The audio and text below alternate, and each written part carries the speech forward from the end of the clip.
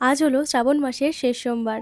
গত সপ্তাহে যেহেতু শিব পুজো করতে পারিনি, জল দিতে পারিনি, তাই ভেবেছিলাম শেষের দিন খুব ভালো করে পুজো করব। এই শাড়িটা শ্রাবণ মাসে শিব পুজো করার জন্য ওই দিদি কিনেছে, আর উপরে এসে দেখি দিদির এখানে অভিষেক করা হয়ে গেছে আর সমস্ত জিনিস সাজানো আছে। প্রতিটা সপ্তাহে যেভাবে অভিষেক করেছি আজকেও ঠিক সেইভাবে অভিষেক করব, তবে আজকে নিবেদন করব একটা অন্য জিনিস। প্রথমে ঘি, মধু, তারপর দই, আখের রস, গোলাপ জল, দুধ সবকিছু দিয়ে অভিষেক করে নিচ্ছি। আর হ্যাঁ, প্রত্যেকটা জিনিস দিয়ে অভিষেক করানোর পর কিন্তু জল দিয়ে পরিষ্কার করতে হয়। আর হ্যাঁ, প্রতিবারের মতো আজকেও কিন্তু মিষ্টি দইয়েরই ব্যবহার করেছি। আর সবকিছু শেষে আজকে নিবেদন করছি আর জব শস্য তোমরা যে কোনো দশকর্মা দোকানেই কিনতে পেয়ে যাবে। জব যেহেতু শস্য, তাই শিব ঠাকুরকে জব নিবেদন করলে পারিবারিক সুখ, শান্তি, উন্নতি, ঈশ্বরের কৃপায় ধন সম্পত্তি বৃদ্ধি পায়। আবার জীবনের যত সব বাধা বিপত্তি আছে সবকিছু কেটে যায়। সবকিছু দিয়ে অভিষেক করা শেষে এখন ফুল বেলপাতা দিয়ে জল দিলাম। আজকে যেহেতু শেষ সোমবার, রাস্তার ধারে কোথাও তো আকন্দ ফুল সেভাবে পাওয়াই যায়নি, তাছাড়া বাজারেও কিনতে পাওয়া যায়। অভিষেক করানোর পাত্রে যেহেতু শিব ঠাকুরকে রাখা যাবে না, তাই সেই পাত্র থেকে তুলে যেখানে শিব ঠাকুর বসে থাকে সেখানে বসিয়ে দিলাম। আর এখন হচ্ছে সাজানোর পালা। এরপর অষ্টগন্ধা বেলপাতা দিয়ে সাজিয়ে দিচ্ছি। আজকে একটু আমি নতুন ভাবে সাজিয়েছি, তোমরাও কিন্তু অভিষেক করানোর পর নিজের মনের মতো করে শিব ঠাকুরকে সাজাতে পারো। শ্রাবণ মাসের শেষ সোমবার এই হচ্ছে ভোলে বাবার সুন্দর রূপ। কেমন লাগলো তোমাদের অবশ্যই কিন্তু জানিও।